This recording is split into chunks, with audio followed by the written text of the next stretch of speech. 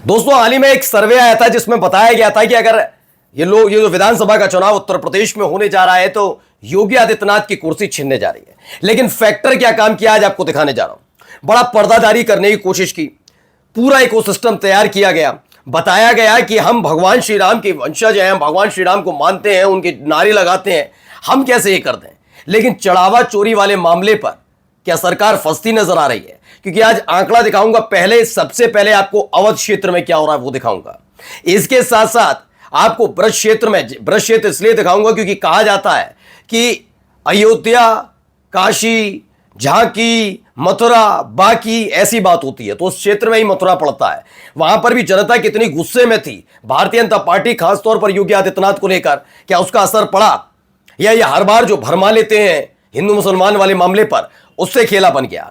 वहां पर भी दिखाएंगे पश्चिमी उत्तर प्रदेश में जैन चौधरी वाले मामले पर और खास तौर पर आजम खान के खिलाफ और जो अभी जौहरी यूनिवर्सिटी में हुआ, क्या उसका असर पड़ा है? क्या बढ़त है पश्चिमी उत्तर प्रदेश में बीजेपी की या टाए टाए फुस होने जा रहे हैं? वही पूर्वांचल में भी आपको दिखाने जा रहे हैं जहां से खुद योगी आदित्यनाथ गोरखपुर से आते हैं। उस इलाके में कैसे हालात है, क्या वहां पर बढ़त है या कोई देखना ही नहीं चाहता बीजेपी को? अलग अलग जगह की तस्वीरें और बुंदेलखंड भी जरूर देखिएगा क्योंकि इन्होंने कहा बुंदेलखंड का कायाकल्प कर दिया। भाई हमने कायाकल्प क्या जबरदस्त किया है, क्या वाकई ऐसा हुआ और जनता ऐसा मानती है? बहुत सारी खबरें आज आपको दिखाने जा रहा हूं, एक एक डेटा देखिएगा। नमस्कार, मैं हूं प्राज्वल गौतम और आप देख रहे हैं टाइम्स एक्सप्रेस। यह आंकड़ा हमने आपको दिखाया था 2 दिन पहले जिसमें निकल कर आया है कि एनडीए अभी 2027 के विधानसभा चुनावों के मद्देनजर है 160 से 182 सीटें जीत सकती है एनडीए। कितनी? 160 से 182। इंडिया गठबंधन के खाते में 212 से 229 सीटें आने का अनुमान है, ये आपको हमने दिखा दिया था। ठीक है, अगर बीएसपी, चूंकि बीएसपी पिछले कुछ दिनों से देखा जाए तो मुद्दों पर बात करने लगी है। वैसे तो आप देखिए हैं कि कभी कोई मुद्दा होता है ट्वीट करके छोड़ दिया जाता है, लेकिन अब 8 से 9 सीटें आने का अनुमान जताया जा रहा है कि हाँ जीत सकती है। वहीं अदर्स के खाते में 1 से 5 सीटें आ सकती हैं। लेकिन अगर मैंने तब भी बताया था कि अगर एनडीए बीएसपी के समर्थन से या अदर्स के समर्थन से सरकार बनाने की कोशिश करे तो भी कामयाब नहीं हो पाएगी, क्योंकि 403 सीटों में से पर चुनाव होता है तो 202 बहुमत के लिए जरूरी है, जो इन सबको मिलाने के बावजूद भी नहीं बनता है। अब आते हैं मेन खबर पर कि हुआ क्या है, कहां कहां इन्हें डेंट लगा। क्या वाकई चढ़ावा चोरी वाला मामला है जिसमें क्लीन चिट दे दी, हमने ये कर दिया, संतों का अपमान, तमाम चीजें, सनातन, तमाम चीजें करने के बाद क्या कोई वो काम आ पाया? तो पहला जवाब उसका देख लीजिए, नहीं, कोई काम नहीं है। अवध रीजन है, अवध का मतलब जिसमें लखनऊ भी पड़ता है, आपका अयोध्या भी आता है, फैजाबाद, अयोध्या, ये पूरा का पूरा इलाका अवध क्षेत्र में आता है। वहां मात्र 35 सीटों पर 82 सीटें हैं कुल वहां मिलाकर, जिसमें अयोध्या की सीटें भी मिलाकर 82 विधानसभा की सीटें हैं। वहां 2027 के विधानसभा चुनावों के नतीजे कुछ इस तरह से रह सकते हैं। एनडीए मात्र 35 सीटें जीतेगी। एनडीए में बीजेपी भी है, मैं बता रहा हूं, फिर आपको बता दूं। बीजेपी है, निषाद पार्टी है, अनुप्रिया पटेल की पार्टी है, आरएलडी तो चलिए इधर भी मान लीजिए, अभी आरएलडी भी है, और ओम प्रकाश राजभर की पार्टी है। जबकि इंडिया गठबंधन में मात्र 2 बड़ी पार्टियां हैं, समाजवादी पार्टी, दूसरी कांग्रेस, और केशव देव मौर्य भी ले लीजिए आप, तो कुल ये पार्टियां हैं। अगर ये चुनाव होते हैं तो एनडीए 35 सीटें जीतेगी, वहीं इंडिया गठबंधन 45 सीटें, यानी कि इस अवध क्षेत्र में अब भी लहर बरकरार है। 2024 के लोकसभा चुनाव में अयोध्या सीट खुद बीजेपी हार गई थी, जिसके इर्द गिर्द ये पूरा चुनाव रचा बसा गया था, पूरे देश में इसी बात पर हल्ला था, वहां इनका डब्बा गोल हुआ था और इस बार भी हो जाएगा। इंडिया गठबंधन 45 और एनडीए 35, यानी 10 सीटों का अंतर।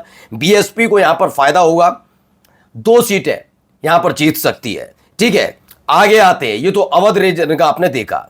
हम आते हैं ब्रज में, क्योंकि अवध की तर्ज पर ही ये कहा जा रहा था कि मथुरा के अंदर जो शाही इमाम मस्जिद है, इमाम शाही, वो उस मस्जिद को लेकर लगातार बातें हो रही हैं, बहुत बातें।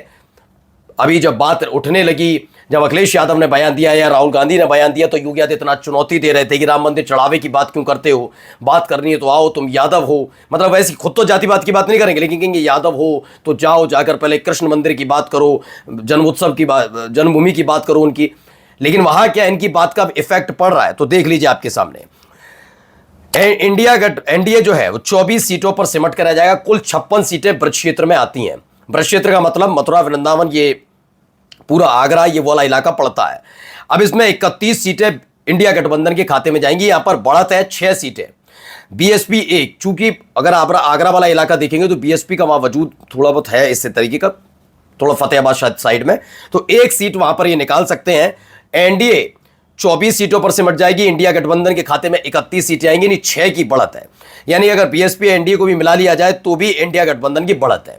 अब आते हैं एक और मामले पर, यह आता है पश्चिमी उत्तर प्रदेश को लेकर। पश्चिमी उत्तर प्रदेश को लेकर इसलिए क्योंकि जब से आजम खान के खिलाफ कार्रवाई की गई और यह दिखाया जा रहा है कि इमरान मसूद वर्सेस समाजवादी पार्टी चल रहा है, बहुत सारी चीजें देखने को मिल रही। संभल वाला मामला, संभल वाले मामले में सबने देखा कैसे अधिकारियों ने जो खुद कानून व्यवस्था संभालते हैं वो कैसे बयान दे रहे थे, सब कुछ देख लिया गया क्या, लेकिन वो इफेक्ट कर पा रहा है क्या? वो जनता को अब वैसे सोचने पर मजबूर कर रहा है जैसा 17 से 22 तक सोचा था या 23-24 तक सोचा था? तो इसका जवाब है नहीं। जनता ये रोज रोज की नई चीजों से परेशान हो चुकी है। वो संभल के जैसे, संभल क्या बना दिया गया ये सब देख रहे हैं, क्या होता था क्या नहीं था वहां, किस तरह के हालात, क्या उसे एक्सेप्ट कर रही है? जवाब है नहीं। कैसे? कुल मिलाकर पश्चिमी उत्तर प्रदेश में 79 सीटें पड़ती हैं, इसमें इंडिया गठबंधन 48 सीटें जीत सकता है, 48, और एनडीए के खाते में 34 सीटें। यहां पर भी खुल्लम खुल्ला 14 सीटों की बढ़त है इंडिया गठबंधन की, और बीएसपी के खाते में 2 सीटें जा सकती हैं।